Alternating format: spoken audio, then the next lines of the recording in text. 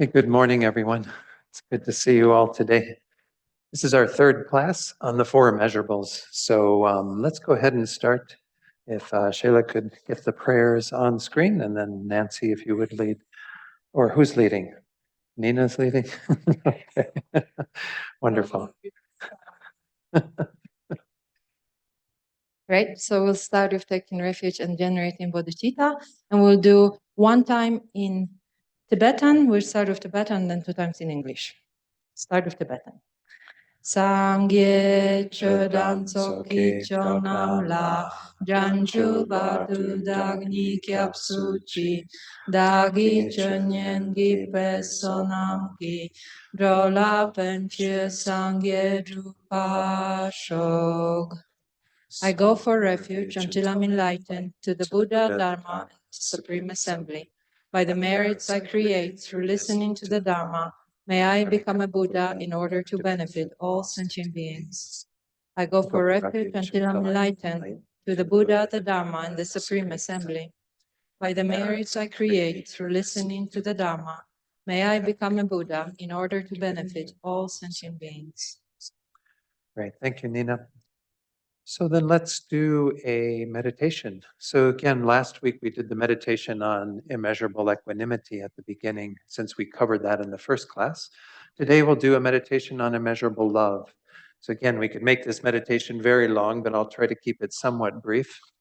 Give us a chance to meditate together on this topic, though. So as usual, we're going to start with just a few minutes of watching the breath.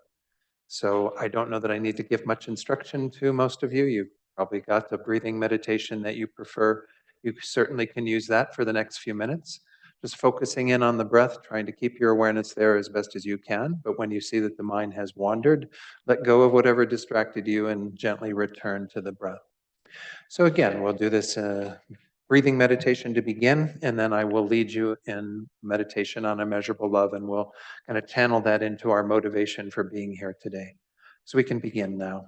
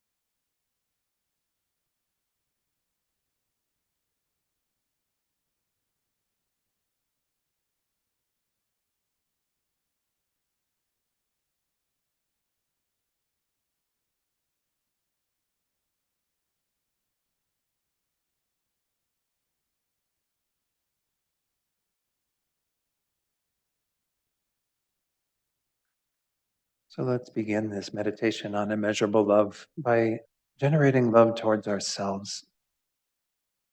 Oftentimes we don't do this. We do have to begin with ourselves with a genuine wish for our own happiness and well-being before we can extend that wish to others. So first of all, just observe yourself in the context of who you are right now.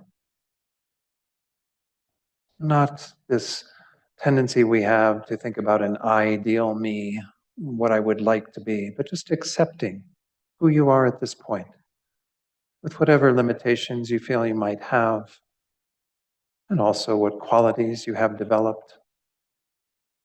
Just honestly look at yourself and be a friend to yourself. Don't be frustrated at the faults, the ways in which you perhaps haven't lived up to that ideal.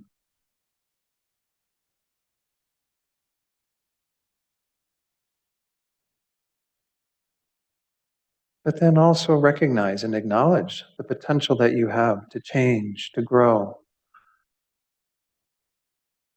And we call this our Buddha nature. We all have that potential to develop ourselves into this amazing being, a Buddha. We are going to focus on ourselves from that aspect of wanting us to have everything that we need to have success on that path of awakening, and of giving ourselves love in the context of this potential that we possess, truly wishing ourselves to be happy to the greatest degree. And while you're generating this feeling of love towards yourself, a wish for your own happiness, your own well-being, begin to generate some thoughts such as, may I be happy? May I have the causes of happiness? May I be at peace? May I have all that I need to be truly happy, peaceful, satisfied? And whatever thoughts work for you, just generate these towards yourself. Hold yourself in the warmth of love.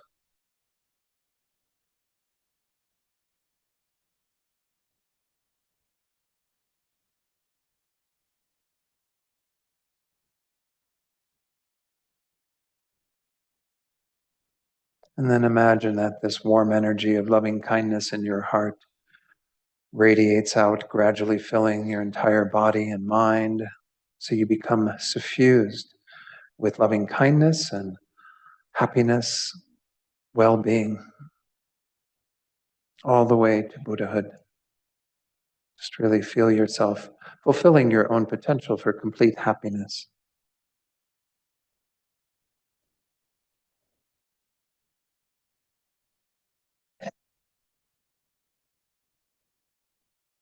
And then from the space of that loving kindness in ourselves, let's begin to work with other groups. So we can use the visualization that I mentioned when we went through equanimity, that the theater idea that we're on the stage, we have our friends in the front rows, we have the darkness of the theater where all the strangers are, we have the enemies, the difficult people who are disrupting our show. Or we can simply visualize these three groups around us, friends, close ones to either side, immediately behind you, difficult people in front of you, and then strangers surrounding those two groups going out in all directions. And whatever visualization you choose, we're going to take a look at each of these three groups and try to generate loving kindness towards them on the basis of understanding and appreciating the kindness that they have shown us. So begin with those that are easiest to generate love towards, the friends, and those people who are in our front row who appreciate us. Think about all the good things that the people in your life that are in that category do for you. The way they support you, help you to have your temporal happiness, your well-being. We depend upon those people to a very great degree to be in our lives whether they be, again, our family members, partners, children, pets, those beings that reflect love back to us in a sense. And just begin to generate these same thoughts that you were generating towards yourself, towards each of them. May you be happy. May you have all the causes of happiness. May you be at peace. May you be safe.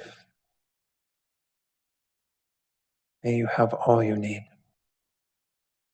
And whatever works for you, just open your heart from that space of loving kindness in yourself and generate these thoughts towards your friends, the dear ones.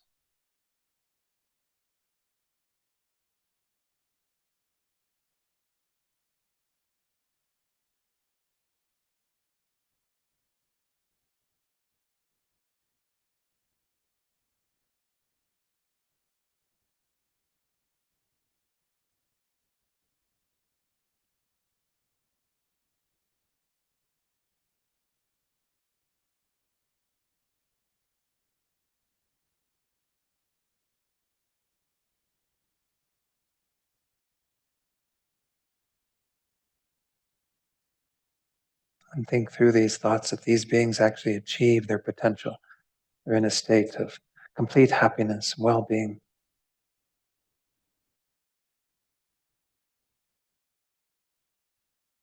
And we're going to do the same for the strangers, but first we recall their amazing kindness. These are beings who are not directly kind to us, like our friends, not even intentionally kind to us, like our friends. They're behind the scenes, and in the dark of our theater, in that space around us where we can't see them so clearly. They are constantly involved in helping us to have what we need for our temporary well-being, and are even involved in our ultimate well-being. But begin by thinking about the ways in which these beings produce all of what brings you some measure of satisfaction, safety in this life. The food that you eat, the house that you live in, all the clothes that you wear, the vehicles you drive, the energy, the power that you depend upon for lights and warmth. Just let your mind kind of extend out to thinking about how everything that you have, everything you possess, came through the kindness of others, generally strangers, people we don't know. They're involved in our welfare, not directly, but indirectly. And in this way, we can see that they have shown us a kindness. And how wonderful, how amazing that they have done this for us.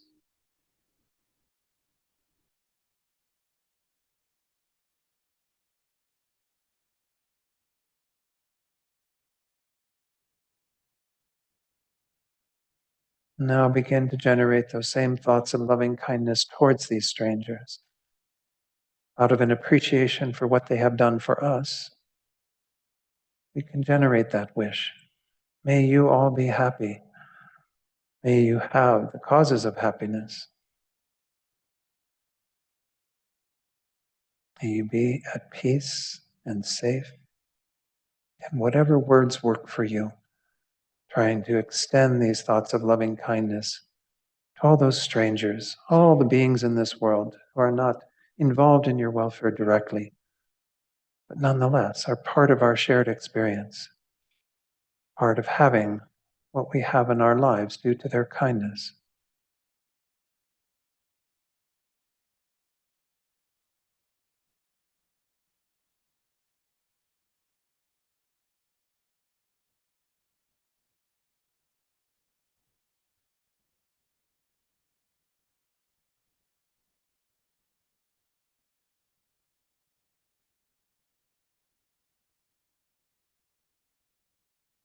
And then think through these thoughts that all these beings achieve their potential for well-being, completely happy, in a state just complete bliss, well-being.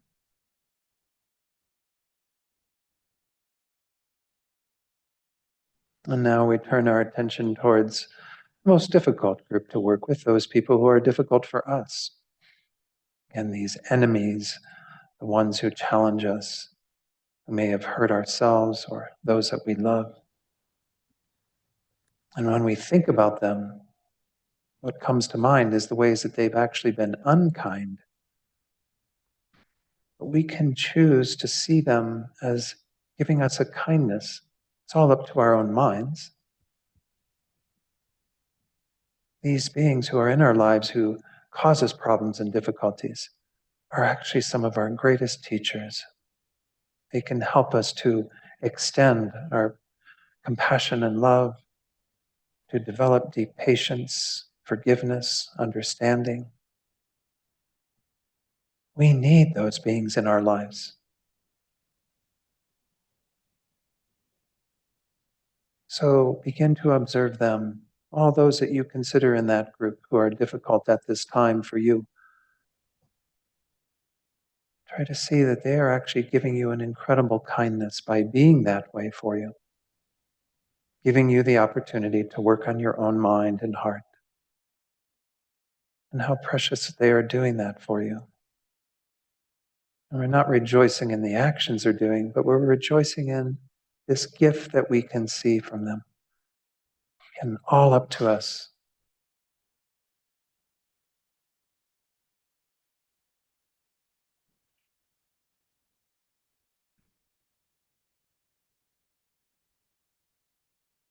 And now, from that vantage point of seeing them as having extended a kindness to you in that way, begin to generate the same thoughts. May you also be happy and have the causes of happiness. May you be at peace, at ease. May you have all causes of well-being and everything you need for your happiness. And whatever words work for you, generate these thoughts of loving kindness, extending those wishes to these beings who are difficult in your life.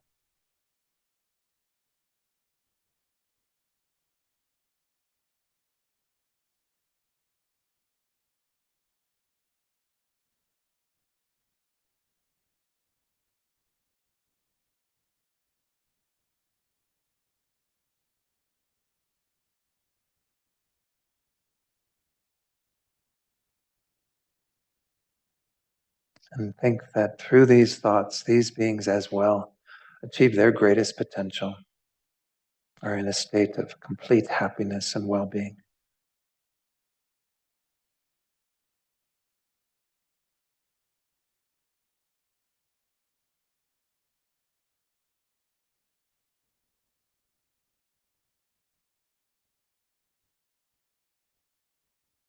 And then rest for a moment, feeling once more the loving kindness in your own heart, completely filling your own being, your own mind, your own body, through having generated these thoughts to all beings, friends, strangers, enemies, without any bias.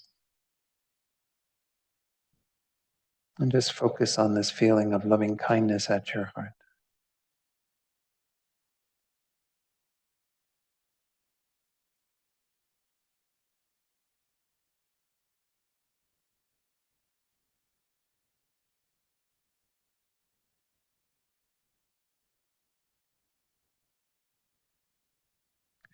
And let's channel this into our motivation for being here today in the way that we've done this meditation, expanding and extending our heart to others with these thoughts of love.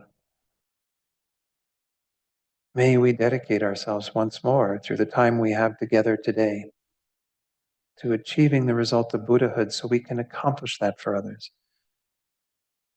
It's wonderful to do this in our meditation, but wouldn't it be even more wonderful if we could do this in actuality, if we could become the source of bringing sentient beings to happiness, leading them out of suffering. May we become the cause of that through our time together here today and really hold that motivation for being here in this class.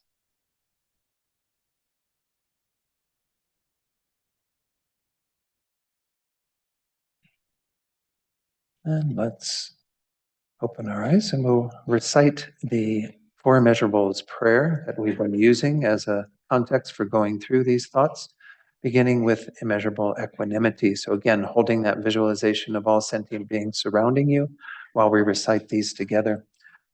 How wonderful it would be if all sentient beings were to abide in equanimity, free from attachment for friends and hatred for enemies. May they abide in equanimity. I myself will cause them to abide in equanimity.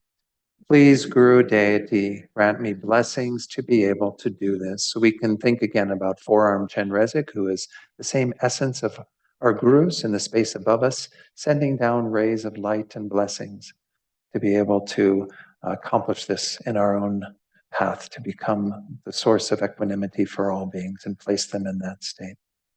And we'll do the same visualization at the end of each of these. Immeasurable love. How wonderful it would be if all sentient beings had happiness and the causes of happiness. May they have happiness and its causes. I myself will cause them to have happiness and its causes. Please, Guru Deity, grant me blessings to be able to do this. So again, feel the rays of blessings coming down, inspiring us so we can accomplish placing all beings in happiness. Then immeasurable compassion, the topic for today. How wonderful it would be if all sentient beings were free of suffering and the causes of suffering. May they be free of suffering and its causes. I myself will cause them to be free of suffering and its causes. Please, Guru Deity, grant me blessings to be able to do this.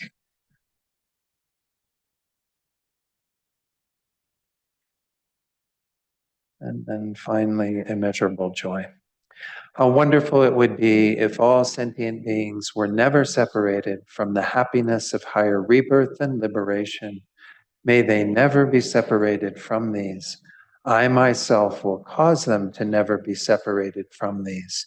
Please, Guru Deity, grant me blessings to be able to do this. Okay, so one thing I wanted to point out, I didn't have a chance to cover everything on immeasurable love last week, but I wanted to point out that in a later version of the prayer, which is on the screen right now, it says there, Lama Zopa Rinpoche replaces the original words to have happiness and the causes of happiness with to achieve Buddhahood.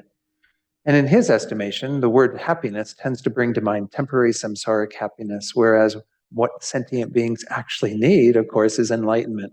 We did talk about this in the last class, right? When we say we're wishing for the happiness of others, we can include in that thoughts of their temporal well-being, recognizing that people do have to have some measure of their needs met in order to go on to achieve higher ideals, right? This is just a natural part of this human existence. We can't immediately from the get-go, generate these amazing thoughts. So there's nothing wrong holding that view, and Rinpoche is not saying there's anything wrong with that necessarily, but obviously what we're aiming for is this more lasting form of happiness. I just wanted to point that out, and you're welcome to change when you recite it into Rinpoche's version, used to achieve Buddhahood instead of to have happiness and the causes of happiness. But I just wanted to point that out because I think it's later advice that Rinpoche gave in the last few years, not something that he was teaching throughout his life. So I think there is some importance to that. I wanted to mention a few other things about loving kindness, though. I don't even know for equanimity if I went through this. Did I talk about the enemies of equanimity and the enemies of love yet? I know I didn't for love. We have often what are called the near enemies and the far enemies. Far enemies are what we normally think of as the enemy, right? It's the complete opposite of what we're trying to cultivate. And that becomes an enemy, of course, when we have those in our minds. How can we possibly generate the thought that we're trying to develop, right? So in regard to equanimity, the far enemy is the mind of attachment for friends, hatred towards enemies, and indifference towards strangers. These are the three that we're trying to combat. So when we have those biases in our minds, those partiality to how we are looking at certain beings, then we are obviously not in a state of equanimity because we're holding some closer to us, some more distant, and so on. So essentially, those are the far enemy. The far enemy of love is hatred, right? That ill will, malicious intent. What we are trying to combat with love most directly is that far enemy, that hatred, that is a block to our love. Now, that's why, again, we generally start with equanimity in the Mahayana path as a way of making our minds very supple and open to all beings so that we then are free from at least some measure of our hatred. And we can generate in place of those distorting attitudes this mind of loving kindness. So far enemies are pretty easy to understand. Near enemies are a little trickier because they're really close to what we're trying to develop, but they're not on target. First time I heard about these actually was not in our tradition. I heard about it from Pema Chodron and some of her teachings I was listening to. And she talked about how these came from Kamala Shila. I don't know. Kamala Shila was a great Indian master, went to Tibet early on in the beginning, very first dissemination of the Dharma in Tibet in like the 7th, 8th century, right in there. But essentially, each of these, and there are two for some of them, and there's one for equanimity. For equanimity, the mind that comes close to equanimity but is off the mark is actually indifference, which is the mind we tend to have towards strangers. I mentioned that already when we went through equanimity 2 classes ago, right? That what we're not trying to get to a place where we're just kind of blah about everybody, like, oh, well, I don't really care about anybody because they're all equal. We want a mind that is actually very deeply concerned about others. Equanimity isn't just this flat level mind. It's a mind that is bringing everyone into the sphere of equal regard, equal influence on us. So we don't differentiate any longer in the sense of having different attitudes towards these 3 groups of beings. Conventionally, we still can differentiate and say, oh yeah, you're the person interrupting my show, and you're the people in the front row, and you're the people in the dark of the theater. We can make those discriminations, but we don't have differing attitudes on the basis of that. We're holding all these beings as equally worthy of our love and compassion. When it comes to the near enemy of love, well, this is what we talked about a little bit last week too, which is the mind of this clinging attachment, right? This mind that tends to other beings from that vantage point of what they will do for me. Well, as I mentioned last week, we often have an element of love and an element of attachment in many of our relationships with those people in the front rows, right? The people who we care about deeply, because we tend to them and they tend to us, right? So we get into this quid pro quo kind of thing. I take care of you, you take care of me. And our mind of attachment is the mind that is clinging to getting what we want from those beings, from those people. Attachment distorts our love. It's not genuine love. And that's why when I brought up last week what J.D. Vance had said in regard to this order of love, ordo amoris, which is like your love has an order to it. And we talked about how that is based in attachment then. Because if I'm only going to care mainly for the people who are in my immediate group who are tending to me, well, that's a bias, right? It's not really getting beyond those initial attitudes that are going to be problematic to extending our heart, making our heart as vast as the world. I was comforted somewhat that even Pope Francis said that J.D. Vance didn't have it quite right. I'm not going to teach on Christian theology. That's not my job. But nonetheless, I think most of us who grew up in Christian traditions know that we were taught to love all beings, right? Love your enemy, even Christ said, right? So, to kind of parse out your love and think that your love is only going to be contained to a very small circle is really against the grain of most spiritual traditions. Certainly in Buddhism, we see the problem of attachment, the problem that we get into that clinging to what this person's doing to me, for me. Because the minute that they stop doing that for me, or moreover, they start harming me, then my love is gone, right? Because my attachment isn't getting what it wants. So we see again that attachment is the problem. We go back to equanimity. If you are finding that you're having difficulty in generating these thoughts of loving kindness towards others, it's always best to go back to equanimity. See if we can equal out our mind to some degree. See the problems with the minds of attachment, hatred, indifference. And then we can come back to loving kindness with perhaps a bit more ease to opening our hearts to others. I also wanted to mention something that I actually was watching a documentary on bell hooks yesterday. I don't know if any of you saw it. It was on PBS. It was really quite nice. You can watch it if you have a PBS membership. You can watch it online. Just an hour-long documentary. And there was a wonderful line in there. I have to admit, I haven't read her book on love. I'll have to read it now. If any of you have read it, maybe you can add something to this. But there was a quote that one gentleman said in the documentary that is from her. She said, "All awakening of love is spiritual awakening." I really like that quote because, again, it gets to this idea that what we are talking about, love isn't just this fleeting emotion that we can just kind of all talk about in a very insubstantial way. It's really our spiritual awakening. And she quotes, of course, in much of her work, Martin Luther King Jr., as well as Thomas Merton, many people who, again, are coming from other traditions, Christian traditions. She herself considered herself, according to the documentary, to be a Buddhist Christian. She had elements of Christianity she grew up with, but she met Buddhism and really was quite enamored of Buddhist techniques. But this is, again, I think what all spirituality is directing us towards. And love is, as I mentioned last week, one of the most powerful forces in our world. The accompanying thought is what we're going to work with today, which is compassion. You know, love doesn't kind of completely stand alone out there because love is looking at one particular facet of sentient beings. And they are intimately tied together. We're not denying that these two are just a way that we can get our thoughts around two different parts of our human experience or sentient being experience because it goes beyond humanity. But essentially, we have loving kindness, which is focused on the happiness of well-beings and their lack of happiness, of course, the fact that they aren't experiencing happiness to the degree that they would ideally have that experience. And again, what they have the potential for, as I was talking about earlier. We all have the potential for unbelievable bliss and well-being. As Rinpoche was saying, you know, may all sentient beings achieve Buddhahood. You know, to hold that thought is a very powerful thought, bringing them to the apex of their well-being. The other side of it, compassion, of course, is focused on suffering, is focusing on the experience that we all have of some level of dissatisfaction, some level of things not being quite right. Some of it's very gross and we can identify it quite easily. And as we're going to talk about today, some of it is actually quite subtle, something that we have to do a little deeper investigation to understand the nature of suffering.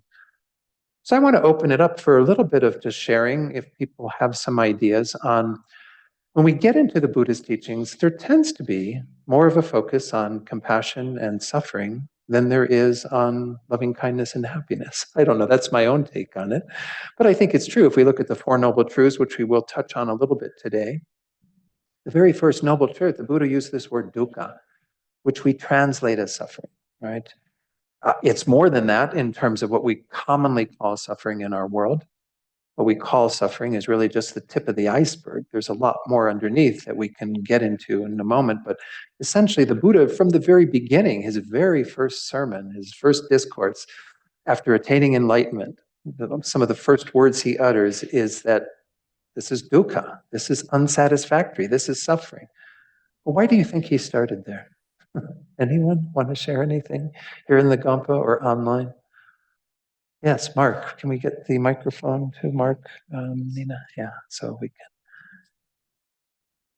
And again, if you have a question online, you can either put it in the chat box or you can raise your hand with that icon. I think for me, it's really, they're signposts. It's like suffering leads to, attention to suffering leads to spiritual awakening. Do you I want to guess say a little more? Whenever I'm lost, whenever I can't figure out, you know, whenever I've lost my sense of wisdom and everything, whenever, always, I go, am I suffering? And its all answer is always yes. And I mean, obviously, I mean, Yes. if you're feeling the weight of ignorance, you're suffering. So then I and it's not easy to catch, but then I start um, finding the essence of the, I don't know, pain refers to kind of physical suffering, but the essence of the hurt.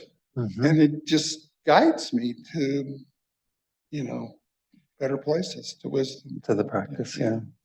Wonderful. That's Thank you, Mark. No, I appreciate that. That's a useful thing to recall, that's kind of our touchstone to get us back to the wisdom that the Buddha is teaching and to, our own assessment of the nature of things and, of course, our desire to change. Anyone else? Anything? Why do you think the Buddha started with? I mean, it would have been a much more pleasing thing in some ways to say, you have a lot of happiness, but you could use a little bit more. I mean, maybe that would have been a nice truth for him to start with, right? Maybe we all would have been a little more cheerful at the beginning. But Jeff, yeah, please. Thank you, Don. Yeah, it's something I've actually been thinking about recently because I feel like there's no happiness or there's no love, there's no compassion without suffering. Mm. Like it's a dependency. Mm. And I think about young people in the world today. They're really good at avoiding the suffering, medicating the suffering with, I don't know, alcohol or YouTube or whatever. And if there's no suffering identified, there can be no compassion arising. Mm-hmm. And I feel like that's a problem we're dealing with today, that we can't jump to the compassion if we haven't recognized the suffering. Absolutely. It's just something I'm kind of working with myself. So just wanted to share. Well, thanks for sharing that, and the relativity of like happiness and suffering, these two polar experiences that we have. Of course, as we're going to see, exploring, when most of us know already, the Buddha said that both of those are unsatisfactory. What we have is conditioned happiness as well as the suffering that we can more readily identify. But it is a very important part of like opening our hearts with compassion to, if we kind of don't observe suffering, aren't aware of suffering, then yeah, it's a real block. Anyone else? Yeah, Coral. Can we get the microphone to Coral? Let's see, there's some comments in the chat I need to perhaps take a look at. But anyway, yeah, please. Good morning and thank you. I'm always reminded of the teachings that Krishnamurti put out about the human condition. And these days I've been thinking a lot about that and how human it is to blame other people and to look out of ourselves into samsara. And so mind reaching out to samsara, seeking suffering, and then mind turned inward, seeking nirvana. And so in essence, if we didn't have the comparison of the two, there would almost be no reason to turn inward and look for enlightenment. And what a gift these people truly are, anyone going through things. There were some dogs chasing a horse in a field near me as I drove in today. And I stopped and ran the dogs off, and the horse was backed into a corner. There was 3 pit bulls. And I just thought, well, in the animal realm, and here's this going on in the animal realm, and, where do humans do that? And we do that. It's just human nature to have that grasping at wanting to be right, wanting to get what we want, and at the same time, what is the solution for that? And to turn to that and find a way to find love by seeing their kindnesses towards us that we don't even remember from our past lives, that we don't even remember. It gives us such a wonderful platform to come from, to remember that. I'm really grateful for that. Yeah. Thank you for sharing all that, Coral. Beautiful thoughts. Yeah. And let me read a few things from the chat. We have one comment: without the impetus of suffering, I would not have gained the urge to enlightenment. Kind of similar to some of what Mark said, I think, but And then another one: I sometimes turn Four Noble Truths around, replacing suffering with happiness. Is there a comment on that? Well, again, I think we're talking about this two elements of the sentient being's condition, what we are all in, what is speaking to the reality of our shared existence, our shared humanity, our shared existence as sentient beings. So those are just two facets that we can move back and forth between. In fact, in the traditional texts, Pavanka Rinpoche in particular, I know in his Liberation in the Palm of Your Hand, he says there's no real fixed order to where those should come in terms of our working with them. Do we focus on the lack of happiness of beings and generate love, or do we focus on their suffering and generate compassion? These two are interconnected, obviously. I don't think there's any problem with kind of taking that focus and saying, well, we're going to look at how sentient beings lack happiness, but it's part and parcel of how they are suffering, if you will. So I don't think there's any problem with maybe changing the Four Noble Truths around to do that. Yeah, and there was a comment, this was maybe to you, Mark, as well. Thank you, or Jeff, thank you. Very relevant for us all, but especially for young people, as you pointed out. So again, the Four Noble Truths are really at the core of the Buddha's teachings. And my own assessment, and I don't know what it's worth, I mean, I didn't hear this from any of my teachers, it's just the way that for me, and I think it's true for all of us, when we feel compassion for another being suffering, the feeling is very different and it's more visceral in my experience than the wish for happiness that we experience when we're wishing that towards others. These are both very powerful thoughts in our hearts. Don't get me wrong. I'm not trying to make it a competition, but there's something quite visceral about experiencing the suffering of another. We use this word empathy as like the basis upon which compassion can be generated. I think empathy is also there to some degree with our love, but empathy is the ability to feel another suffering, right? To be able to actually observe a being who's like what you did in your situation coming in today, Coral. You see the horse out there with these dogs after it, and you could put yourself in the horse's place and see, what would that be like if that were me? Wouldn't I want someone to intervene? Not to shoot the dogs necessarily or do something, but to get that out of my way so that I could be happy, I could be at peace, I could have just an ordinary day out in the field. So empathy is a really important part of this. In fact, I heard one expert on compassion, empathy, these things say that often we talk about compassion fatigue in our helping traditions, the people who do medical work, who are involved day to day in serving the needs of others in a very direct way. But he says it's actually empathy burnout that we're dealing with, empathy fatigue. Empathy is a really interesting part of compassion because empathy, as I said, is that ability to feel the pain of another. And it can sometimes go astray. When we talk about one of the near enemies of compassion, going back to what I was just talking about with the other immeasurables, one of the near enemies, the way Pema Chodron described it, she called it horrified anxiety. Where sometimes when we start to feel the pain of another, we freak out, right? Because it's just too much for us. And there are some people who have a lot of empathy, empaths, who have a very difficult time of having that boundary of what is my experience and what is the experience of the being who I'm observing, right? That does happen frequently in the world where people have that condition of feeling very deeply the pain of another being. We have to feel the pain of another being. We have to kind of get to that place.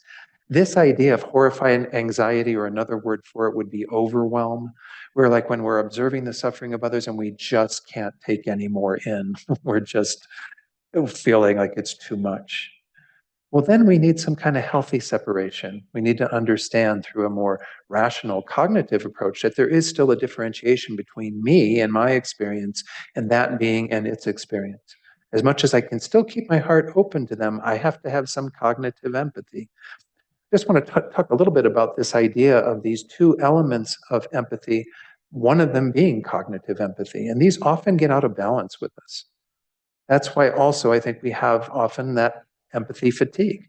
It's very hard to be around people who are suffering day in and day out and keep that boundary very, very clear. If you don't keep it clear, though, what happens? Then you start drowning in the suffering of that being. You are the same as that being. You're kind of in the quicksand with them, and how can you possibly help them then? Because the whole point of compassion is not so that we can just be happy with compassion on our own little cushion. It's to actually be of assistance to the world in addressing the suffering that we see. Otherwise, our compassion is really pretty incomplete. So if we want to be responsive to what we're seeing around us, we have to have that healthy distance, recognizing, yes, I can keep my heart open to this person, this situation. I can feel the pain, the difficulty, but I have to acknowledge that I'm having a different experience yet. There is me, the person observing, and there is the person being observed. The other side of it is when we tend to have this distance that reaches in and becomes what we would call pity. Pity, I mean, when you look at it up in the dictionary, maybe it's not defined as precisely there, but in practice, pity tends to have this feeling of superiority looking at other people or other beings who are suffering. It's the other near enemy of compassion because it doesn't allow us to really be at the same level of that being. There's still a distance in our observation of their suffering where we're kind of like, oh, poor you, you're having this horrible experience, but I'm fine up here. I'm okay. I feel bad that you're not okay, but I'm still okay. It's not recognizing the common shared experience to a greater degree, right? There was a wonderful little cartoon that I saw that was labeled empathy. And there was a homeless person who was sitting there on the curb and some gentleman in a suit who's looking at him and he's holding a mirror.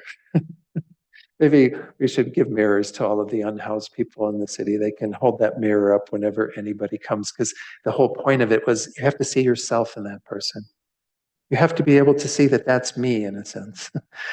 So we have these two kind of diametrically opposed things. The pity that makes it really kind of a distance where we aren't really opening our heart to the suffering of others.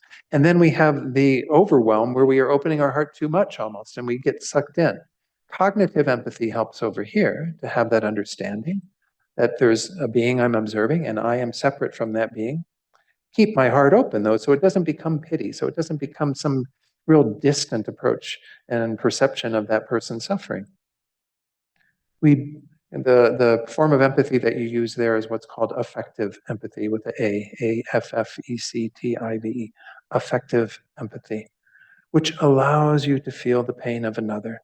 Usually that's what we talk about as empathy, but obviously we can have these kind of two blocks where we lack that affective empathy and we're looking at others from a superior position, or again, we get too wrapped up in it.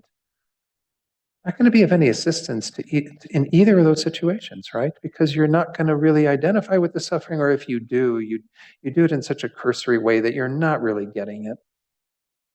And on the other hand, if you're getting the overwhelm, you're just going to be so consumed with your own mind and your own suffering and your own tears and what have you that you're not going to be as responsive to the suffering of others. So I think it is important to see that empathy in particular is the grounding for this. And go back to my original point about why I think the Buddha really focuses on compassion and suffering and so on, is because it's such a visceral feeling and it's not comfortable. Recently I did a little course out in California at Ocean of Compassion Buddhist Center that was on kind of positive emotions, looking at how Western science now or Western psychology tends to be looking at those versus Buddhist psychology, because they are somewhat different. There's some overlap. What do Western, again, I'm no Western psychologist, I don't have expertise in this, but from what I've read, they tend to focus on those emotions that make us feel good. Well, is compassion an emotion that makes you feel good? Not necessarily, right? Sometimes our feelings and experiences of compassion are really quite difficult. It's hard to stay open to the suffering of the world, At least it should be if we're doing the work and really observing the suffering of the world, seeing it with eyes that are open to that experience, with empathy. So again, compassion is not in the list of those that are considered positive emotions, but they are at the top of the list. And compassion is at the top of the list for Buddhist emotions that are positive, right? Because this is one of the most valuable emotions for us to develop. One of the most healthy responses that we have to the suffering in the world is to have compassion for beings. So it's a really interesting kind of difference when we look at the world around us through Buddhist eyes and understanding that it is our job really to stay open with our hearts filled with compassion for beings and continually, that is the main part of our work. In fact, there's this wonderful quote. I have a whole little list of all these quotes on compassion and loving kindness that Christina Feldman, who's a teacher, I think I don't know if she's in IMS or what, but anyway, she says the Buddha was once asked by a disciple, would it be true to say that part of our practice is to develop loving kindness and compassion? No, the Buddha answered. It would be true to say that the whole of our practice is to develop loving kindness and compassion. These are so important for us. And I think we do have to understand that loving kindness does have a different feel to it, right? Oh, my heart's all warm and delightful because I'm generating this loving thought towards all beings and these waves of love that go out in all directions. Compassion, we do have an ability to experience something deep that we could call joy or some sense of a positive emotion over time. But initially, it's not the most pleasant thing in the world to open to the suffering of others. And it shouldn't be. Don't get me wrong. I'm not saying this is a problem. This is the reality. For us to stay open to the suffering of the world takes a lot of courage. And look at the world that we live in and what's going on in so many places in this world and in our own country even. To stay open to that and responsive to that takes a lot. So let's talk a little bit more about how compassion is approached in this. Let me make sure I touched on all the things I wanted to in regard to introducing this. By the way, in Sanskrit, compassion is karuna. I didn't mention loving kindness, it's maitri. And then mudita, I think, is equanimity.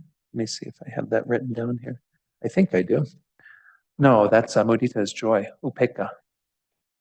Anyway, these are, again, basic teachings that the Buddha gave in all these traditions that are so important. Let's go to our handout. Where do I have that? There it is, okay. Let's go to the handout that we have that I put together for you. We got to scroll down here a few pages. Were there any questions before I carry on at this point? Yes, Mark, please. Let me take it off screen. Microphone? Regarding the relationship between compassion and loving kindness, for me, I felt great. I suffered a lot because when I felt compassion for something that I couldn't do anything about, right, it was just a terrible regret. But now I've changed my tune. I think that if I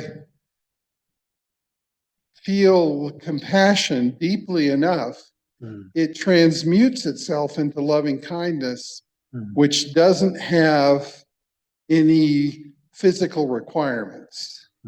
It's just the sort of glow of loving kindness can heal the suffering that I'm feeling compassion for, which I think that's bodhicitta. That's. No, I think that next week in the final class, we're going to talk about maybe how these two come together in the development of bodhicitta. I mean, and all the four of these can be there. I mean, we're not talking about divorcing any of these, or separating them out. But loving kindness and compassion are at the root of bodhicitta, particularly compassion. But I think these two, again, they're complementary and they really do fill each other out. Next week, we'll touch on a little bit of Tonglen and how Tonglen can be correlated in regard to all of this. But we're really talking about, when we talk about the mind of bodhicitta, these both are combined, if you will. They're the source of that thought of bringing sentient beings to enlightenment, is because enlightenment is a state where their happiness has been brought to its apex and their suffering, their dissatisfaction is completely removed. So they definitely can work in that way where we can feel that moving to one or the other might help us to kind of smooth it all out in a sense. Any other questions or comments before we continue? Yes, please, Lorraine. Microphone, thanks. Again, online, if you do have anything to add. Great. Thank you. I have found myself in desperate need of a different way of looking at empathy because it is weaponized in the business that I am in. When you're in billing, basically you are being told that you have to have an empathy statement when someone calls with a problem. And a lot of the time that sounds so commercialized and they drill this into you. You're not having enough empathy, and it's just because they are not expressing it in the business sense that they want you to.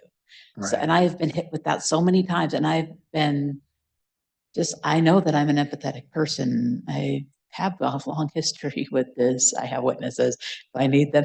But in business, at work, it's just, no, you need to say these particular statements that are empathy. Right. It's very, very frustrating to be told that you don't have the kind of empathy when you're not saying, you know, I am so sorry that you're dealing with that, Mr. Joe. It's extremely frustrating when, and no, I just need a different context. And this is helping a lot. I think I need a lot more of it because I have to go back to work. Yeah. But that's challenging, Lorraine. Because again, and especially when you look at companies that they don't want to deny they have empathy for their clients and the people who come there, but they do still have lines that they draw around. You know, they can't go and say, "Oh, well, sorry that you still have this. We're gonna pay for everything, or we're gonna do all of it from our side," because they're businesses, right? You know, and it's kind of interesting. One of the things that Bell Hooks also said apparently is that capitalism and the spread of love are kind of contrary. I don't know. I want to get too far into politics, but you know, capitalism is not really a system that, although we can say it has an effect of taking care of the needs of others through what is produced and what have you. But all these businesses are not operating on these principles. They're not operating on the essential principles of empathy, compassion, love. They're operating by greed, by attachment, by all of these, you know. I'm not making a big generalization. I'm not saying that every single business in this country is that way. But I'm, again, trying to just get to these can be the problems that we often face. It's like, how do we stay true to our own ways of being in the space of working for others and doing things according to how they would prefer them to be done? And still make it as heartfelt as possible, because we know the person calling in, that person on the other end of the line, needs some empathy and needs some identification of that. Yeah.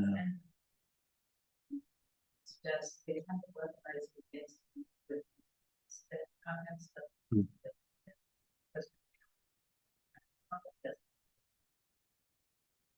Oh, interesting.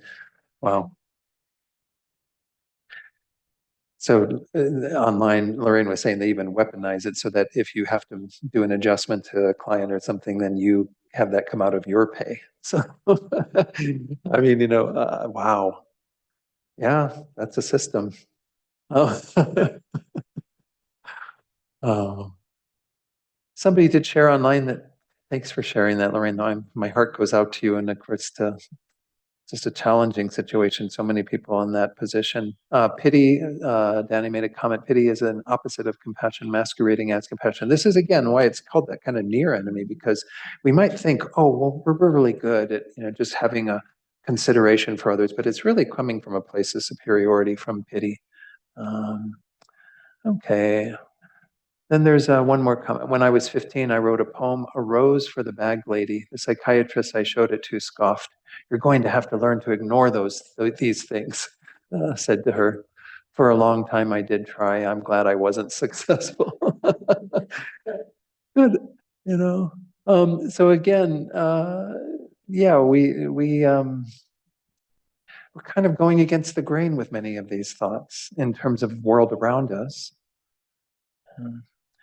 I think that shows how much these thoughts are needed, that we really do have to once more stay true to our inner compass and all the thoughts that we're trying to cultivate and generate, because we see how much they're needed in the world, because they've almost become anathema. In my very first class, I talked about how what it means to be woke, essentially, is to have these qualities, right? To be able to stay open to what is going on around you and have some empathy, some concern, some interest in the world of beings and be responsive to it. Otherwise, I think we're, again, just living our lives very, very selfishly.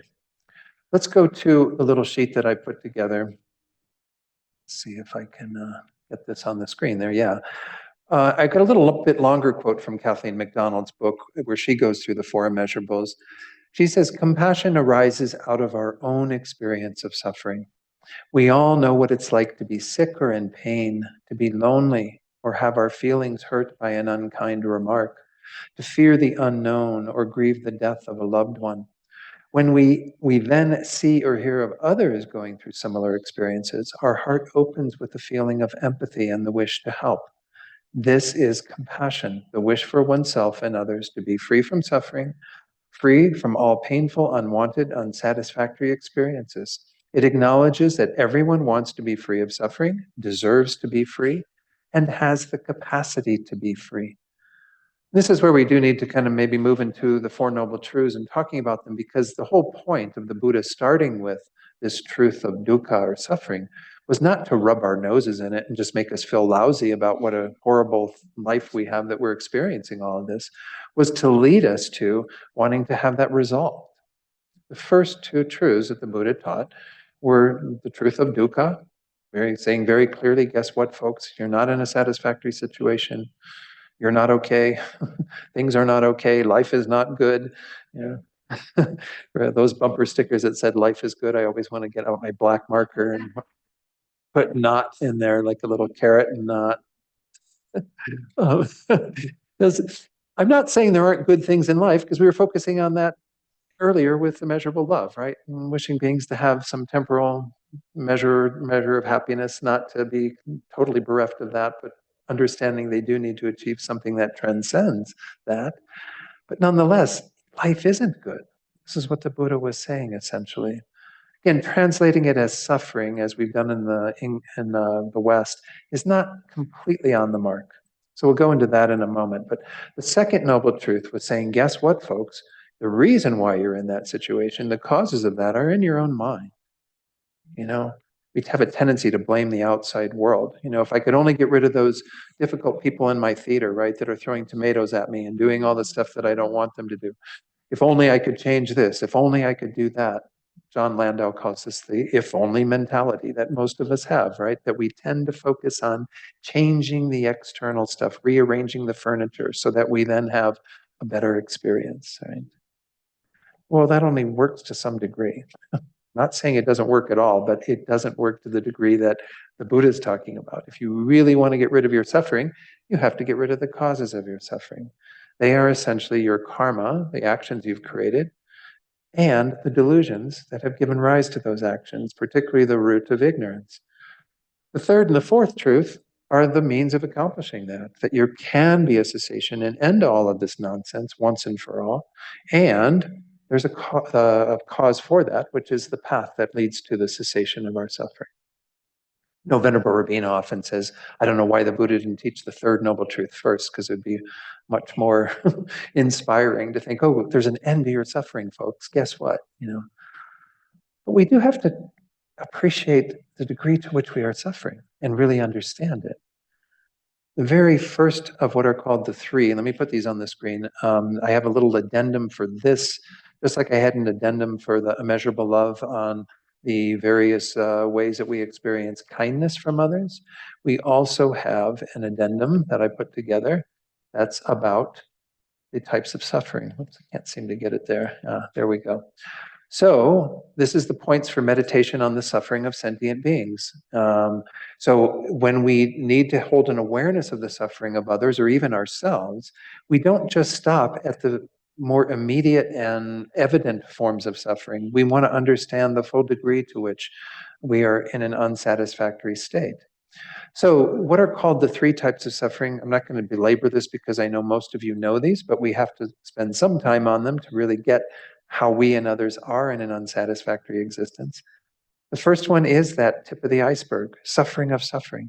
Those experiences of pain or anguish that are clearly unpleasant and unsatisfactory. And even animals have an awareness of that, right?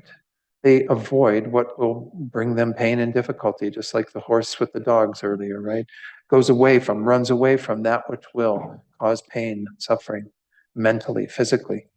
Suffering of change is the second level. And it's described here as those experiences that we identify as pleasure or happiness, but are actually in the nature of suffering because they do not last, nor do they provide long-term satisfaction or freedom from our problems. And in fact, many of them, as we might experience, lead to pain eventually. This is just speaking to the fact that anything that you have experienced in this conditioned existence that has brought you some level of happiness and well-being in that manner. And we're not talking about the happiness of Dharma that we were talking about last week, these deeper states of well-being we can achieve.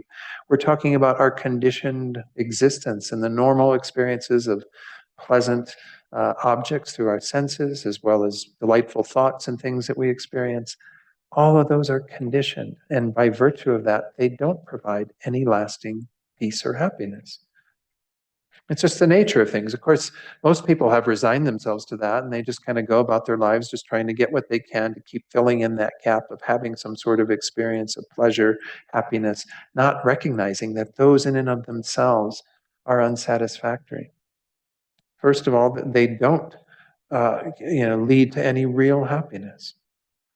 In fact, they can lead to pain if we sustain those experiences. The example I often use here is like recalling when I was young and went to my first birthday party, of kids my age, and they had like cupcakes and what have you. And I'm sure I did this. I mean, don't recall the exact specifics, but probably thinking, the more cupcakes I have, happier I'm going to be, right? You just keep eating one. Has anyone had that experience? Of course, we do have that experience with things as adults too. I'm not just pointing out this is a fault of children, but your initial experience around like being surrounded by so much stuff is you think, oh, the more I eat, the happier I'm going to be. And then you end up with an upset stomach. You might even throw up or something because it's just, that's showing that those things are not in the nature of providing real happiness. They provide an experience that is a contrast to the suffering of not having them. And we have the momentary happiness, the pleasure from that. It doesn't last. It's actually, it produces some suffering, pain, difficulty if we sustain it. I use the example sometimes too, because one of my big attachments in my life is music. I love music. But if you were to imagine whatever your favorite piece of music is right now, maybe you like pop music and there's a particular song or whatever that you're really enjoying, imagine listening to it for 24 hours straight. It's not going to be better after 24 hours. It's probably going to be something you can't stand to hear again after 24 hours, right? Did the music change? No, your mind changed, your experience changed. This is the nature of these experiences. They bring us some delight, some pleasure, but they don't have the ability to sustain it. So again, that is one of the main things we want to focus on in regard to this second level of suffering, or dukkha, is that we see that there's an unsatisfactory tone to everything that we experience that we call pleasure and happiness in our conditioned lives. So doesn't mean stop having those experiences. Stop relating to them in an unhealthy way. Yeah, you can have your piece of cake or your cupcake or whatever it is that you want to have, listen to your music, but don't have this attachment to those, all the other things that we formulate, the mistaken ideas we have about those, thinking that those are a true source of pleasure. And if we fill our lives with all of these wonderful things, then we've had a good lifetime. These are not the answer. The third level is perhaps the most difficult to understand in some ways, but we have to get this if we're really going to get the point of the Four Noble Truths teaching, which is called pervasive conditioned suffering. Lama Zopo used to call it pervasive compounding suffering, the idea that it kind of compounds on itself, just keeps creating more and more suffering. Our very existence in samsara, which is due to our minds being under the control of our karma and delusions, that second noble truth, that very conditioned existence is in itself dukkha, suffering. Yeah. We never really get a break from that. The very first teaching I ever had from Lama Zopa Rinpoche in 1996, the one thing, I didn't get a lot of it because at that time I just had a very hard time understanding his English. But one line that it stuck with me is he said, in samsara, there are no vacations. We like to think, oh, I'm going to go on vacation. I'm going to go to Mexico. I'm going to go to Hawaii. I'm going to go, as if it's like some escape. It's not an escape. It's a continuity of what you're experiencing in samsara because you're still conditioned to experience suffering. And sometimes vacations become grosser forms of suffering often, right? Where you go there and things aren't quite right and the hotel room is lousy and the food isn't good and you get sick and whatever. And, that's the nature of samsara, right? That things are not good. They're not really good. And I'm not trying to make us disenchanted completely with like anything in samsara, but just to understand that what we tend to focus on, where we tend to put our energy, is on creating this illusion that everything is okay, that it's all just fine. We'll eat in moderation so we don't get sick, and we'll enjoy these things to some degree and be content. We force ourselves into that place, not recognizing that there's a deeper state of well-being that we can achieve, which comes when we achieve the cessation of those causes of suffering and the resultant dukkha that we have. And then, of course, the path that leads to that, which is everything that we're learning in Buddhism. Why you come to the center is to realize and actualize the path in your own mind, to understand what are the genuine causes of happiness. These four that we're studying are true causes of happiness, generating equanimity in your own heart and in the hearts of all beings, loving kindness, compassion, joy. These are the ways that we will be able to actually experience a deeper form of happiness and well-being that will transcend all of that conditionality to a degree, eventually. And it takes practice and really getting our minds to be one with those thoughts. But once we have attained that, nothing will ever interrupt it. Meanwhile, we're in conditioned existence, so we're experiencing that grosser form. So what else I put on this handout, I don't want to go through all the details of this, but know that the Buddha taught a lot of suffering. In fact, there's a quote from one of the sutras that says, the Buddha himself said, I came to teach two things, suffering and the end of suffering. Which sounds good to me.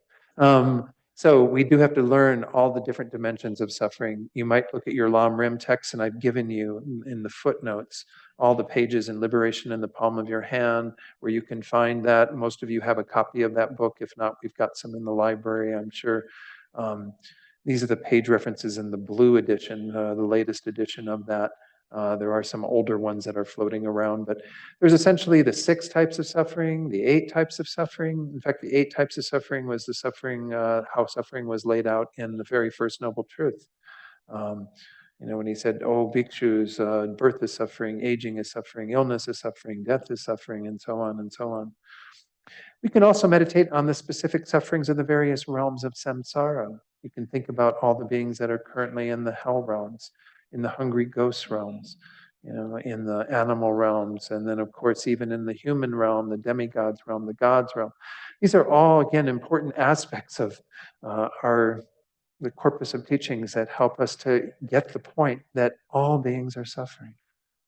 Wherever you're at, in whatever realm of existence, all those sentient beings who are in samsara are suffering grossly in some ways, subtly in other ways. But they're all, if they're in samsara, part of conditioned existence, and therefore are not really knowing any true peace. So let me briefly go through the meditation so you can work with it. And again, next week we will start with the meditation on immeasurable equanimity, that final class. Okay, so having read that top part, let's go into where we start with all of these. Just like we did with loving kindness, you have to start with compassion for yourself. Self-compassion is a really big topic these days, even in Western psychology. Kristen Neff has done a lot of work on this. She has a wonderful website with information. But again, the first part of it is kind of considering how you're the same as all beings and wanting to be free from suffering and free from the causes of suffering. Again, that's that kind of beginning point for all of what the Buddha taught. That fact and the fact that we all want to be happy and have the causes of happiness. Then begin generating an attitude of compassion for yourself, remembering the following, going into your heart, getting in touch with that wish you possess, the desire to be free from suffering. Recognize that this is something you share with all beings. Feel this sincerely and don't think that it's somehow wrong to feel this way. Sometimes when we turn towards ourselves to generate love or compassion, we feel like we're being selfish. Well, you're not. You're a suffering sentient being, folks, Take the time to generate those thoughts towards yourself. Again, then you can have them more fully for others. The third, acknowledge your potential to experience true freedom from all forms of suffering, keeping in mind the Buddha's teachings on the types of suffering, which I just went through, right? Really thinking that you're subject to all of those. At times, you have that grosser form of suffering. Other times, the second one, the suffering of change. But all the time, we're dealing with the third one, the pervasive conditioned suffering. It pervades all of our experiences, and it's the conditioning that we are continually dealing with. Then, fourthly, give yourself the space to fulfill that potential, truly wishing yourself to be free from suffering. So you generate that initial wish or thought, and then you articulate it, as we do often in these metta meditations, loving kindness meditations, and so on. May I be free from suffering. Here you're focusing on that compassionate wish for yourself. May I be free from pain and sorrow, from all the causes of suffering, karma and delusions. May I be liberated from these. And then imagine yourself in this state of freedom, peaceful, joyful, and full of positive energy to benefit others in the world. Nice little meditation. We'll start with that next week and then go on to generate compassion for others. Again, I don't know that I need to belabor a description of all of these because it's just taking what we did in the loving kindness meditation, but focusing on not the happiness and lack of happiness that beings have. Here we're focusing on the suffering they experience and the wish to be free of that. So start with friends, move on to strangers or neutral people, finally work with enemies, those with whom you have a difficult relationship. If you need to go back to the meditation on equanimity to generate even-mindedness so you can be in a space of compassion towards all three groups, then do that. You have permission to do that. And then you extend compassion to each of those three groups by once more recalling the variety of ways that they are suffering.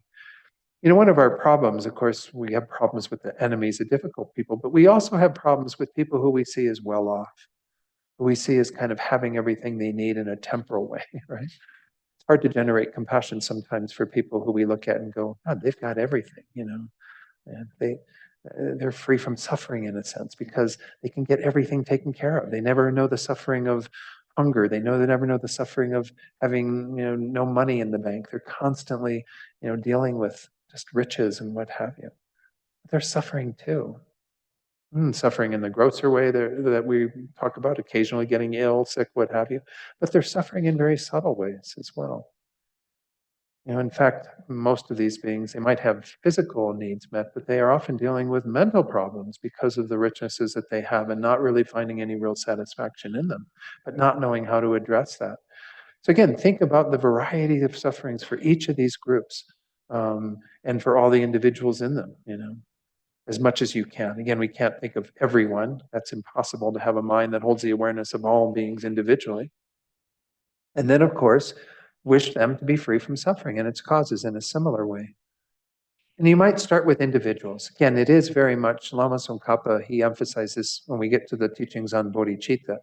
He said that, you know, these thoughts that we're trying to generate towards all beings, like we do in the prayer when we say, may all beings be free from suffering and so on, you have to start with individuals. Why? Because otherwise, if you don't train yourself to look at individuals, when you meet those individuals, even though you're holding a general thought, you may not have compassion or love towards them because you haven't really brought that specific type of person or whatever into your meditation. You cannot, again, meditate on all sentient beings individually because we just don't know all sentient beings individually. But if you don't work with enough individually, then your kind of nebulous general thoughts of, oh, may all beings be free from suffering, are kind of weak. They don't really generate that intimate connection that we need with other beings. So again, I think it's self-explanatory, but hopefully you'll have some interesting meditations in the next week working with that. And then, of course, you extend it after having done it with those three groups and with, you know, individuals in those groups. You work with cultivating compassion for all sentient beings. Again, feel free to refer to how all sentient beings are suffering in the variety of ways. Might even want to think about the kindness of others, so our heart opens to them. I might mention here at this point, well, let me finish this off and then I'll come back to that point. Then, of course, cultivate immeasurable compassion to all sentient beings with the following prayer, meditating on each line. Again, we've already gone through this prayer. I won't recite it again. But one thing I wanted to mention, it actually is in this book, An Open Heart by His Holiness the Dalai Lama, where he talks about how you really need kind of two things to make your compassion complete towards others. The second one he points out is what we were focusing on just a short while ago. You really have to get the ways that they're suffering. Or once again, you'll look at beings who seem to have all the comforts of life and don't have any real gross forms of suffering as being not the object of my compassion because, hey, they've got it all already. but they still are suffering, right? So the second thing you really have to, get into, according to His Holiness, is being very clear about the ways that sentient beings are suffering. Have a complete understanding of that. But the first one that he focuses on is having a feeling of closeness towards others. Again, that empathy, but really feeling like we care about those other beings, which means that you do have to spend some time focusing on those beings that are appearing to you and feeling like you can hold them in your heart.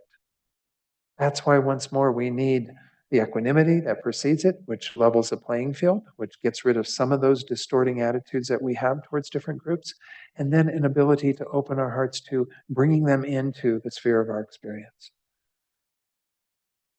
I don't know. Well, maybe I can say this, I suppose. Back when Dick Cheney, the former vice president, he had heart problems at one point, was having like a lot of, surgery and stuff, maybe even had a heart attack. I don't recall everything. And I was like thinking, and when I heard that news, I don't know, whatever meditation I was doing, it prompted me to think, can I take in his suffering? He's not someone who I saw as a very close person to me. Again, he was in a category that some other people have taken the place of now, perhaps. But nonetheless, difficult people for me, people that it's kind of hard to open. I have to be able to see Dick Cheney and whoever it is I'm looking at through the lens of empathy, really caring about their situation, being willing to say, what is it like to be him? What is it like to be her? What is it like to be those beings? To know their experience of pain or difficulty. We might often get in touch with the suffering of others through that first level, that suffering of suffering that is more evident, but we don't want to lose sight of suffering of change and this pervasive condition suffering. Because Dick Cheney, or whoever it is we're observing, is also dealing with those levels of suffering. So once more, I'm just using this as an example. When we read the news or when we see things going on in our world, and we see beings who we might normally think that we can't open our heart to, what is it like to extend our empathy a bit? Like, what's it like to take that on? And just test ourselves, because that's the measure of whether the meditation is being really effective. If we can keep our heart open to all beings, not just those that are in our front rows that we really care about and love and tend to us. So, any questions or comments from today? Yes, Lorraine, please. We'll get the microphone now. And again, online, if you have anything to share, please feel free to add it to the chat box or to raise your hand. Yes, please, Lorraine. Thank you. So I just wanted to mention something I heard recently that made me gave me pause, really, because everything that's going on in the world kind of centers on one person who is the wealthiest person in the world. Mm-hmm. And I heard that he was paying gamers to play games under his name so he would have more clout with the gaming community. And it hit me that he's basically trying to buy love. And I know so many people who are very wealthy who just aren't completely unsatisfied. And I had a hard time empathizing with them because I can see how disconnected they are with the rest of the world. But when it comes down to greed, every form of greed I have seen is this desperation for love. They want to be loved so badly, and they think that that's how they get love, is by getting more, then people will love them. And I'm kind of guilty of the same thing. I mean, I went to college and spent so much time and so much energy studying to get smarter because I thought people like smart people. Trust me, they don't. So I don't know. It just kind of gave me pause and had me think and have a little bit more empathy for this guy who's caused damage. Anyway. Thanks for sharing that, Lorraine. Yeah, it goes back to, I think I shared that quote from Master Shantideva, that sentient beings don't want to suffer, yet they run towards its causes. They want happiness, and yet they flee from its causes. When we see others who are conditioned in this way, whether they be the richest people in the world that are trying to buy love in a sense, and they don't really know the real means to achieve it or whatever, that's the context we should be looking at them through. I want to share one other quote that I think also speaks to this. This is from Kunu Lama Rinpoche. Many of you know of him. He was one of His Holiness's teachers, particularly his teacher of Shantideva's text, Bodhisattva Taravatara. This quote, somebody put it on Facebook. I never found the original source from Kunu Lama Rinpoche, but apparently one teaching he gave, he said, it's this simple. Whoever we encounter did either realize reality or did not. right? They've either realized the deeper truth of reality that will unlock the whole thing, that will cause all of our suffering to end and what have you. Okay, so if they did, they stand on their own wisdom and are objects of veneration, right? Okay, that's the first scenario. Okay, if you've realized reality, well then I prostrate to you, and you're much more advanced than I am, right? So no need for anger or anything towards you. If they did not, they are immersed in suffering and are objects of compassion. That's it. Those are the two choices. Whoever you meet is either somebody who's realized reality and is on their way out of samsara towards enlightenment, or there's somebody who is still immersed in suffering. And the only logical response to that is compassion. He says, thus, nobody is a valid object of anger or derogation, and nobody can ever be abandoned from our hearts. When I first saw that quote, I was like, yeah, that kind of solves it.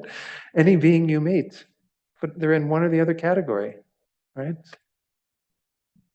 Yes, Mark. Let me check online first, so just to make sure. And then Mark, if you want to hold on to the microphone for a second. I don't know that there were any other questions here.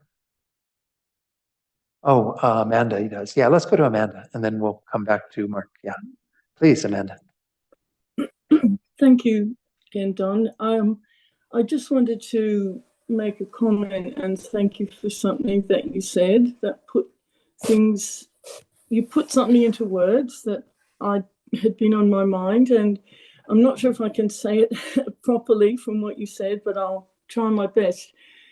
So you were talking about the suffering of change and how, you'll go to Mexico or Hawaii, but it won't be quite what you expected. And anyway, it finishes and then you come back again and, it wasn't sustained happiness. And then you were talking about how, if I get this right, you decide to eat properly and,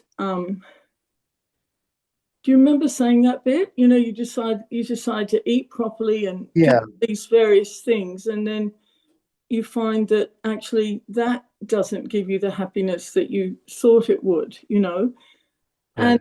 And so I was very much in that situation, like, okay, I do my meditation, I eat properly, I do my exercise, I prepare my work properly, and I do all those things. And I was sort of realizing as the years go by, I'm still not happy.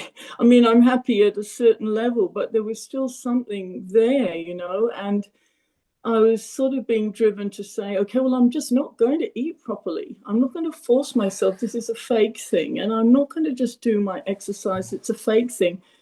And then when you said, well, there's this all-pervasive suffering, which I've heard many times, I just suddenly went, that's what it is. I'm trying to solve the suffering thing from the wrong angle. And if I'm still not feeling peace, it's because I'm not dealing with that level. So in order to deal with that level, I'm going to give all the merit to you for having raised that. And I'm going to dedicate that merit, because I know it's by creating merit, the only way I can kind of tackle that deep level at the moment is to do that. So I really, I dedicate the merit of any good thing that comes from what I do as a result from understanding what you've just said. I dedicate that merit to your own happiness and your own progress. Yeah. So if that makes sense, I hope it does. Thank you, Amanda, for sharing that. Yeah, I mean, again, the one thing is once more about our attitude. Like when we are dealing with our lives and looking at our lives, yeah, I mean, we eat well and we do this in moderation and exercise, whatever it is to sustain this body, but we don't do it with this distorted attitude that that's the measure of happiness in my life. That if I do all these things, then then I'm a happy person. Well, you are happy temporally, but you haven't achieved the deeper states of well-being that you can. And moreover, probably through a lot of our actions, we've engaged in non-virtuous karma. We've done things that are only going to bring about more suffering in the future. Or it gets quite complicated. I don't want to go too deeply into all of this. That kind of is the underpinning in the Lam Rim that supports why we can make these sorts of assessments. But that's really essentially what's going on. until we invest all of our time in creating the causes for true lasting happiness, or at least most of our time in true lasting happiness, then we won't attain that. Once we do that, then we will have that. That's a much better, endeavor, something that we can actually see the effects of over time. So we did have one or two questions here, but also, Mark, I know you had your hand up. Did you still have something you wanted to share or ask a question? We're going to run out of time soon, but. If you are walking, stumble on a flower you've never seen before, of a new species. For a moment, you see the incredible beauty of this flower. Right. But then the next day, if you go by the same flower, you will not see that. It will be dull. It will be kind of overshadowed. And if you go by the flower 100 times, as you said, by the 100th time, it's just normal. The sparkle is gone. That, for me, is the essence of pervasive suffering. The mind sees the enlightened world, and then it takes it and hammers it into samsara. And when that happens, it loses its glow, it loses its polish. Of course, you may go wandering in search of another flower, or keep going back to the same flower. It'll never come up to what it was when you. True. That's how I see pervasive suffering as having a new insight, a new friend, a new, anything. It's got this glow, and then once it gets hammered into samsara, glow is gone. Thanks for sharing that. That's an interesting perspective. I hadn't heard that, but I think there's some merit to that. This is what we are dealing with all the time, whether it be a novel experience or whatever. There's something faulty, something not quite right. And that's this conditioned existence. Let's go to Susan. Susan, I know you did have a question that you wanted to raise. Thank you. Please. I actually just had two short comments. You might or might not want to respond to any of them. I just am still very moved by the title of that poem, A Rose for a Bag Lady. And of course, I haven't read it and I don't know her intention, but I feel like at 15, that was showing a really deep level of understanding of compassion. It wasn't a sandwich for a bag lady. It was like, this woman also needs like a loving kindness, an inspiration, a joy to live. I don't know what the intention of the poem, but I was very moved by that title. And thank you to Danny for sharing it. So that was my first comment. Did you want to say anything about that, or No. I think that it's a wonderful title too, and I like what you pointed out. That we all need roses as well as sandwiches. I'm crying. Thank you. This that's all worth it after all these years. Just some poems that meant a lot to me at the time. Thank you, guys. Oh, sure, no problem. Thanks, And Danny. Yes, Susan. It's unfortunate that psychiatrist couldn't understand the depth of your insight. Anyway, so yes, my second comment was, I'm sure we won't have time to fully address this, but you said something very tangentially that I thought was very loaded, which was that the term woke actually encompasses all of what we're after in Buddhism and perhaps every religion, of compassion and loving kindness and seeing every being equally. And anyway, what you said about that and the way that the term is being used now and so politicized and so divisive and so misunderstood. And anyway, I just thought that could be a whole week topic as well. So thank you for making that correlation. And if you have anything to share about it. Oh, thank you, Susan.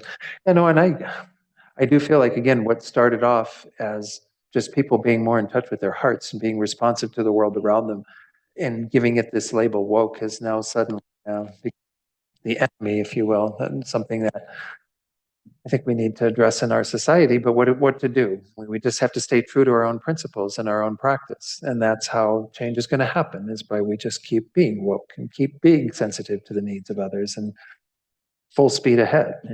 Don't worry about what other people might think about it. When it becomes outlawed, then we might have a problem. But I think we should conclude for today. We've already gone almost 10 minutes over. So let's put the prayers on the screen. If you do still have questions or comments, please write them down. Be a chance next week. And if you can practice with the immeasurable compassion over the next week, that would be wonderful. And then we'll start with that as a meditation next Sunday. Okay.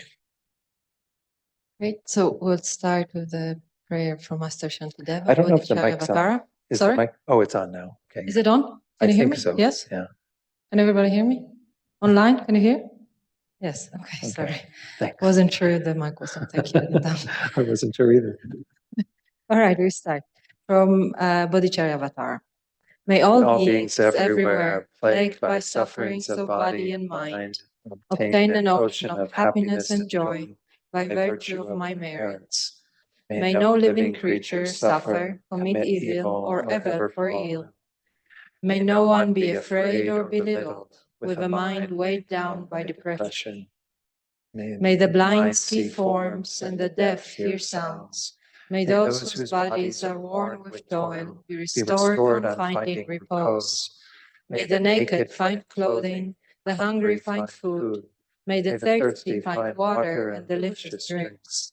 May the poor find wealth, those weak with sorrow find joy. May the forlorn find hope, constant happiness and prosperity. May there be timely rains and bountiful harvests.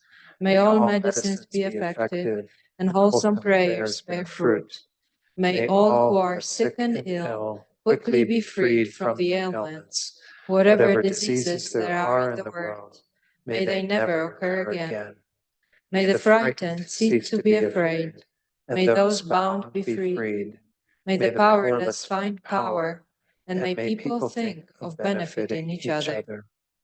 For as long as space remains, for as long as sentient beings remain, until then may I too remain to dispel the miseries of the world. The long life prayer for His Holiness, we'll do this one in Tibetan. Ganri rawe korwe jinkam dir pendan dewa malu juwe ne tenre wan tenzin gyatsoyi jape si te baidu te yuchi. And then we can also make prayers for the very swift return of Lama Zopa Rinpoche, our spiritual director, as well as the good health and long lives of all of our other gurus and teachers. Lastly, dedicate for all those beings that you're holding in your heart. And here we might extend our wishes to those, again, who are difficult in our lives. Maybe think of one or two of those people and really dedicate the merit for them as well as for those whose situation moves us. May they be free from suffering through what we have done here today. May they find all of the causes that will lead them to true happiness as well. And then may this be so for all beings who make that general dedication. May they all be free from suffering and attain the happiness they seek through what we've done here together. Okay, thank you all for hanging in there a little bit longer than usual even. All right, and I will see you all next Sunday for the final class. Be well. Have a good week. Bye all.